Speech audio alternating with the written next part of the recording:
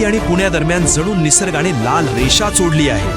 डोंगर कोसळला, बोगदा धबधब्यात बदलला, एक्सप्रेसवे पाण्याखाली गेला आणि रेल्वे सेवाही ठप्प झाल्या. जर तुम्ही मुंबईहून पुण्याला जाण्याचा किंवा पुण्याहून मुंबईला येण्याचा विचार करत असाल तर ही बातमी तुमच्यासाठी अत्यंत महत्त्वाची आहे. मुसळधार पावसाने महाराष्ट्राची सर्वात वर्दळीची जीवनवाहिनी मुंबई पुणे एक्सप्रेसवे पूर्णपणे हादरवून सोडली आहे. नव्या मिसिंग लिंक प्रकल्पातील टनेल नंबर 2 जवळ अचानक डोंगराचा मोठा भाग कोसळून थेट रस्त्यावर आला. दगड, माती आणि मलब्याचा प्रचंड ढिगारा. अवघ्या काही सेकंदात मुंबईच्या दिशेने जाणारा संपूर्ण मार्ग बंद झाला.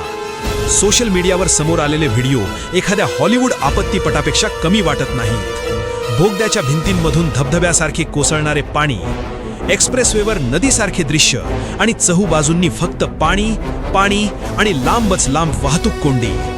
हजारो वाहने अनेक तासांपासून वेगवेगळ्या ठिकाणी अडकून पडली आहेत. कार, बस, ट्रक आणि अगदी रुग्णवाहिकाही संथ गतीने सरकताना दिसत आहे. लोक आपल्या गंतव्यस्थानी पोहोचण्यासाठी नाही तर या संकटातून बाहेर पडण्यासाठी धडपड करत आहेत. संकट फक्त रस्त्यापुरते मर्यादित राहिलेले नाही. मुसळधार पाऊस आणि सतत होणाऱ्या दरडी कोसळण्यामुळे भोरघाट रेल्वे मार्ग देखील प्रभावित झाला आहे. मुंबई आणि पुण्यादरम्यान अनेक रेल्वे सेवा थांबवाव्या लागल्या. हजारो प्रवाशांचा प्रवास अर्ध्यावरच अडकला आहे. दरम्यान उर्से टोल प्लाझा परिसरात एक्सप्रेसवेवर इतके पाणी साचले की रस्त्याचे अक्षरशः नदीत रूपांतर झाले. सुरक्षेच्या दृष्टीने प्रशासनाला वाहनांची वाहतूक तात्पुरती बंद करावी लागली. अनेक ठिकाणी वाहतूक वळवण्यात आली आहे. मात्र पर्यायी मार्गांवर देखील अनेक किलोमीटरपर्यंत वाहतूक कोंडी झाली आहे. मात्र या संपूर्ण घटनेदरम्यान सर्वात मोठा प्रश्न, कोट्यावधी रुपयांच्या खर्चातून उभारण्यात आलेला हा नवा मिसिंग लिंक पहिल्याच मोठ्या पावसाच्या परीक्षेत डगमगला का? इतके मोठे पायाभूत सुविधा प्रकल्प खरोखरच मान्सूनसाठी पूर्णपणे सज्ज आहेत का?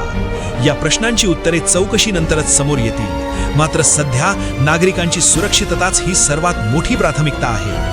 प्रशासनाने स्पष्टपणे सांगितले आहे, जर तुमचा प्रवास अत्यावश्यक नसेल तर सध्या मुंबई आणि पुण्यादरम्यानचा प्रवास टाळा. कारण सततचा पाऊस, दरडी कोसळण्याचा धोका, पाणी साचणे आणि वाहतूक कोंडी यांचा धोका अद्याप कायम आहे.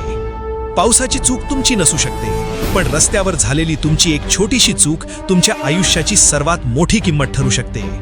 वेगावर नियंत्रण ठेवा, सतर्क रहा आणि केवळ अधिकृत ट्रॅफिक ॲडव्हायझरीचेच पालन करा. सध्या इतकेच. या मोठ्या घडामोडीवर आमची नजर कायम आहे. जुन्नरहून दीपिका बागुल यांच्यासह लक्ष्मीकांत पोपळे, VMW न्यूज, पुणे.